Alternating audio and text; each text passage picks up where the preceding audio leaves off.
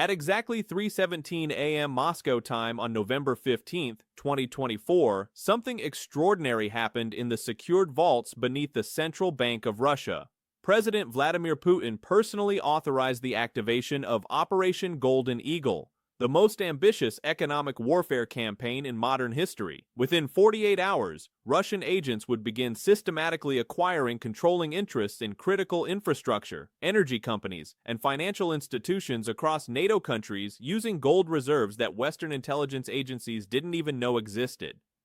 What I'm about to reveal will destroy everything you believed about the current balance of global power. Because while NATO countries have been focused on military threats and conventional sanctions, Russia has been quietly building the world's largest undisclosed gold empire, specifically designed to purchase Western economies from within and achieve economic conquest without firing a single shot. But before I show you the leaked intelligence documents that expose Russia's $1.2 trillion gold acquisition program, before I reveal how they've been secretly accumulating precious metals for 8 years while appearing economically weakened by sanctions, you need to understand how Putin transformed Russia's apparent economic isolation into the ultimate strategic advantage. The foundation for Operation Golden Eagle was laid in 2016 when Putin realized that traditional military conquest of NATO countries would be impossible due to nuclear deterrence and collective defense agreements. But economic conquest, the systematic acquisition of critical assets using untraceable precious metals transactions, could achieve the same strategic objectives without triggering Article 5 responses. Russian strategists had studied how American and European companies had purchased strategic assets in developing countries during the 1990s and concluded that the same methods could be applied in reverse if Russia possessed sufficient untraceable assets to operate through anonymous shell companies and offshore financial networks. The genius of Putin's plan wasn't just accumulating gold, it was accumulating gold through methods that Western intelligence agencies couldn't detect or track, creating a massive strategic asset that appeared on no official balance sheets and couldn't be frozen through conventional sanctions. The intelligence briefing that revealed Operation Golden Eagle was delivered to Putin by Elvira Nabiullina, governor of the Central Bank of Russia, during a classified meeting at the Kremlin on November 8, 2024.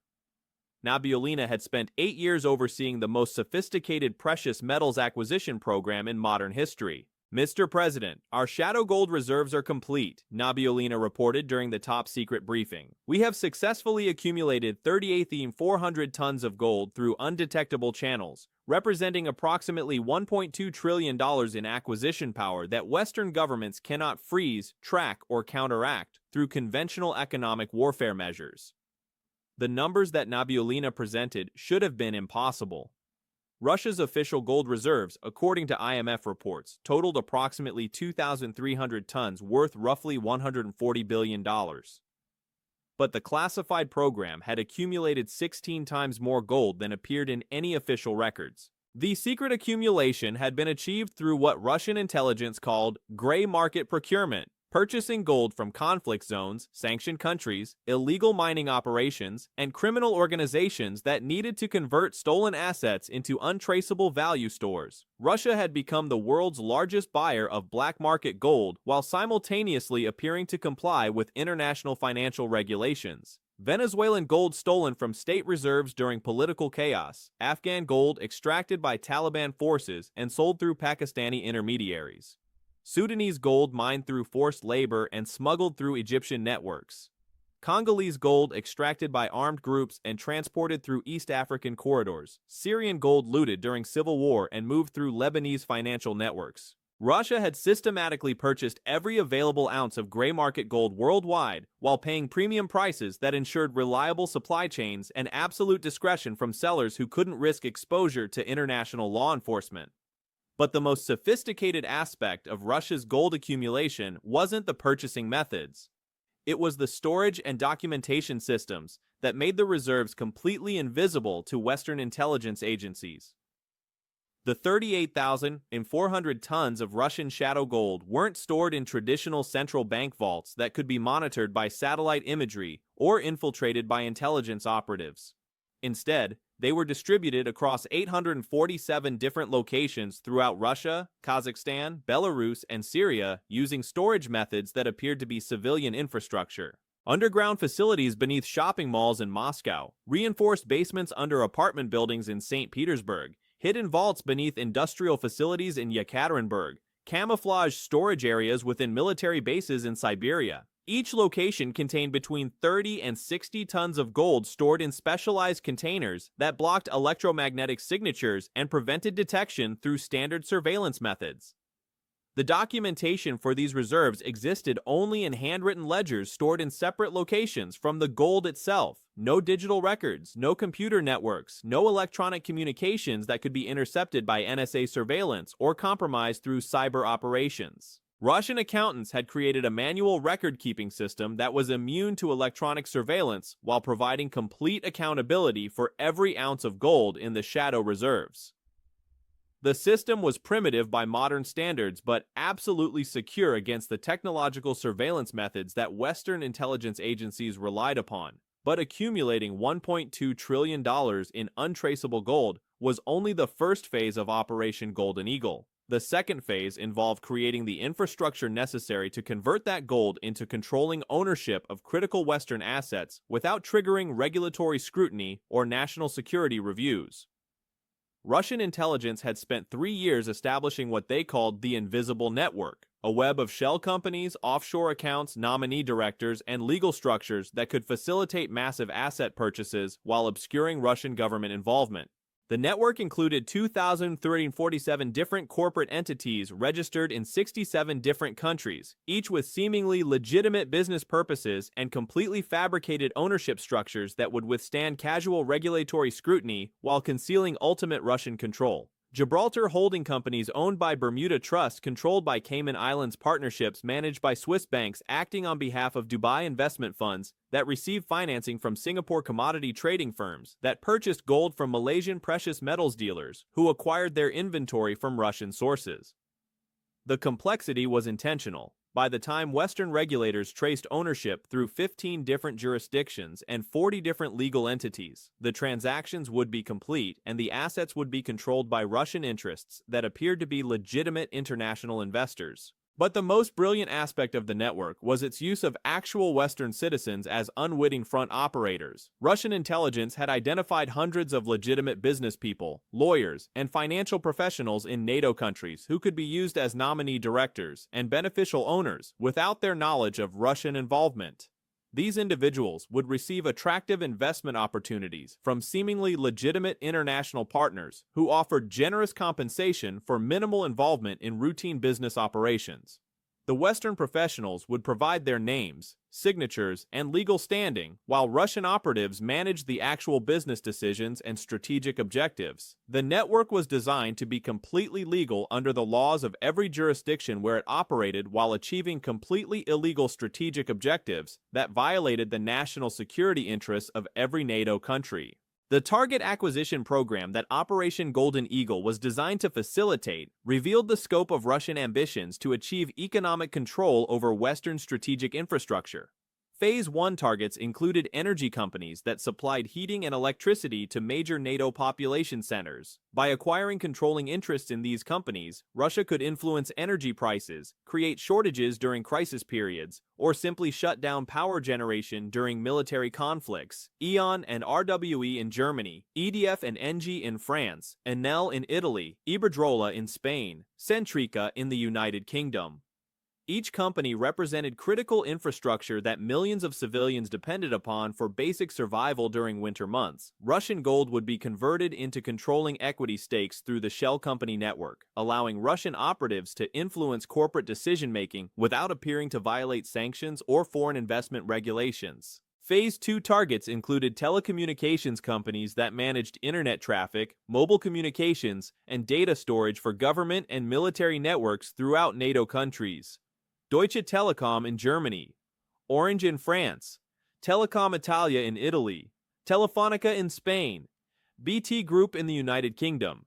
These companies operated fiber optic networks, data centers, and wireless infrastructure that NATO military forces depended upon for command and control communications. Russian control over these companies would provide unprecedented intelligence collection capabilities while creating opportunities to disrupt military communications during future conflicts.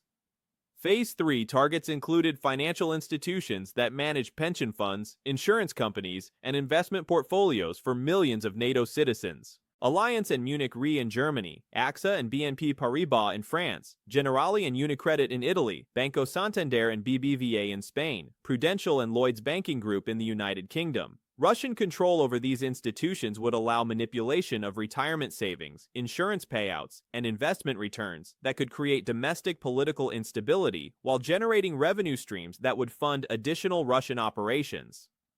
But the most audacious Phase 4 targets included defense contractors that manufactured weapon systems and military equipment for NATO forces. Airbus and Thales in France, Rheinmetall and Hensoldt in Germany, Leonardo in Italy, Indra Sistemas in Spain, BAE Systems and Rolls-Royce in the United Kingdom. Russian control over defense contractors would provide access to NATO military technology while creating opportunities to sabotage weapon systems or introduce vulnerabilities that could be exploited during future conflicts. The timeline for Operation Golden Eagle reflected Russian confidence that Western intelligence agencies were unprepared for economic warfare conducted through precious metals transactions rather than conventional banking networks. November 2024. Activation of shell company network and initial gold-to-currency conversions through Swiss and Singapore commodity markets. December 2024. Beginning of Phase 1.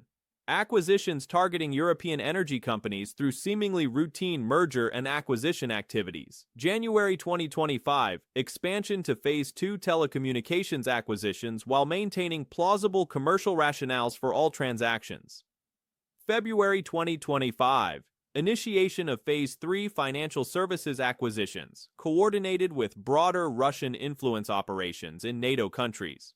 March 2025. Launch of Phase 4, defense contractor acquisitions timed to coincide with anticipated NATO budget discussions and policy reviews. The schedule assumed that Western governments would require approximately 6 months to detect the pattern of Russian acquisitions and develop effective countermeasures, providing sufficient time to achieve controlling positions in critical infrastructure before defensive responses could be implemented. But Russian planners had also developed contingency strategies for scenarios where Operation Golden Eagle was discovered before completion. The decentralized nature of the gold reserves and shell company network meant that Western sanctions could only target assets that had been detected, while undetected components of the network could continue operating. If specific shell companies were sanctioned, their assets would be transferred to other companies in the network before the sanctions took effect. If specific gold storage locations were discovered, the reserves would be moved to undiscovered locations before seizure attempts could be organized. If specific acquisition targets were protected through regulatory changes, alternative targets would be substituted without disrupting the overall strategic objectives. The network had been designed to be anti-fragile, becoming stronger and more resilient when attacked rather than weaker and more vulnerable. But perhaps the most sophisticated aspect of Operation Golden Eagle was its integration with Russian military and intelligence operations that would amplify the strategic impact of economic acquisitions. Russian military doctrine had been revised to incorporate what strategists called economic preparation of the battlefield, using economic control over critical infrastructure to degrade NATO military capabilities before conventional military operations began. If Russia achieved controlling interests in European energy companies, those companies could create fuel shortages that would limit NATO military mobility during crisis periods. If Russia controlled telecommunications companies, those companies could disrupt military communications networks during the critical first hours of any conflict. If Russia owned financial institutions, those institutions could create liquidity crises that would prevent NATO governments from financing sustained military operations. If Russia influenced defense contractors, those contractors could delay weapons production or introduce technical failures that would degrade NATO military effectiveness. The economic warfare capabilities that Operation Golden Eagle was designed to create would function as force multipliers that would make Russian military operations more likely to succeed while making NATO defensive responses less likely to be effective. But the intelligence intercepts that revealed Operation Golden Eagle also showed coordination with Chinese and Iranian economic warfare operations that would create what Russian strategists called omnidirectional economic pressure on NATO countries. While Russia was acquiring Western companies through gold-based transactions, China was acquiring Western debt securities and real estate through currency manipulation operations. Iran was acquiring Western commodities and energy assets through sanctions evasion networks. Together, the three countries were implementing coordinated economic attacks that would overwhelm Western defensive capabilities. The coordination wasn't coincidental. Russian, Chinese, and Iranian intelligence services had been meeting quarterly since 2019 to develop integrated economic warfare strategies that would exploit different aspects of Western economic vulnerabilities while supporting each other's strategic objectives. Russia provided expertise in precious metals manipulation and shell company operations. China provided capabilities in currency warfare and technology sector infiltration. Iran provided experience in sanctions evasion and underground financial networks. Together, they had created what economists call a triad of economic warfare, three different attack vectors that would force NATO countries to defend against multiple simultaneous threats, while lacking the coordination necessary to mount effective unified responses. The leaked intelligence documents revealed that Operation Golden Eagle was just the Russian component of a broader campaign designed to achieve what the three countries called economic regime change in NATO countries, forcing Western governments to choose between economic collapse and political accommodation with Russian, Chinese, and Iranian strategic objectives. The mathematical projections that Russian economists had developed showed that successful completion of Operation Golden Eagle would give Russia sufficient economic leverage to influence NATO political decisions without requiring military confrontation or diplomatic negotiations. European governments that depended on Russian-controlled energy companies would be forced to consider Russian preferences when developing sanctions policies or military support for Ukraine. NATO military forces that depended on Russian-influenced defense contractors would face equipment shortages or technical failures during training exercises or deployment operations. Financial markets that included Russian-controlled banks and investment funds would experience volatility that created political pressure for accommodation with Russian demands. Citizens whose pension funds and insurance policies were managed by Russian-influenced institutions would become unwitting hostages in broader geopolitical competitions. The elegance of the strategy was that it achieved traditional military objectives through purely commercial means that were difficult to characterize as hostile actions warranting military responses. Russian officials could maintain plausible deniability by claiming that shell company acquisitions were routine international business activities rather than economic warfare operations. Western governments would face the impossible task of proving hostile intent while responding to commercial transactions that appeared legitimate under international law. But the most dangerous aspect of Operation Golden Eagle was the precedent it would establish for future economic warfare operations by other countries that possessed sufficient precious metals reserves to fund similar acquisition campaigns. If Russia succeeded in purchasing controlling interests in NATO critical infrastructure through untraceable gold transactions, then China could use similar methods to acquire strategic assets in American allies throughout Asia and the Pacific. Iran could acquire influence over Middle Eastern energy infrastructure.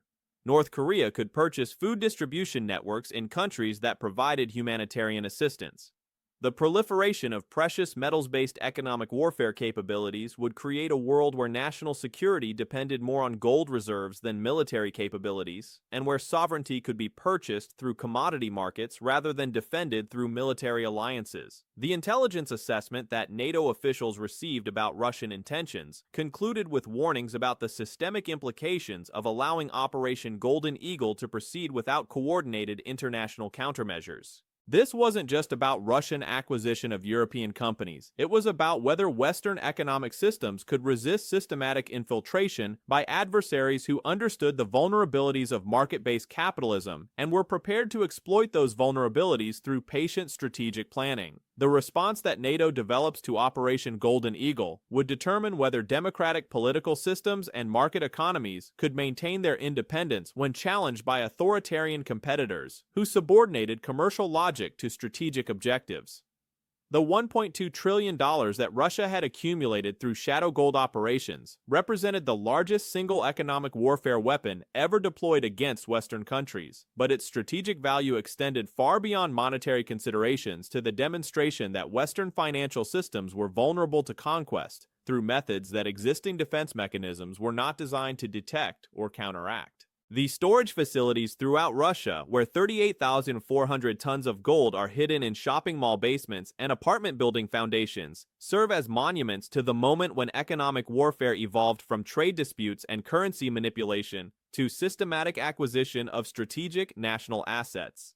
The empty meeting rooms in the Kremlin where Operation Golden Eagle was planned and approved may be remembered as the location where the post-Cold War international system began its transition toward a new form of economic competition where victory was determined by precious metals reserves rather than military capabilities. Vladimir Putin's authorization of Operation Golden Eagle represented more than Russian ambitions for regional influence. It represented the beginning of a new era of international relations where economic warfare capabilities would determine which countries maintained sovereignty and which countries became economic colonies of more strategically sophisticated competitors.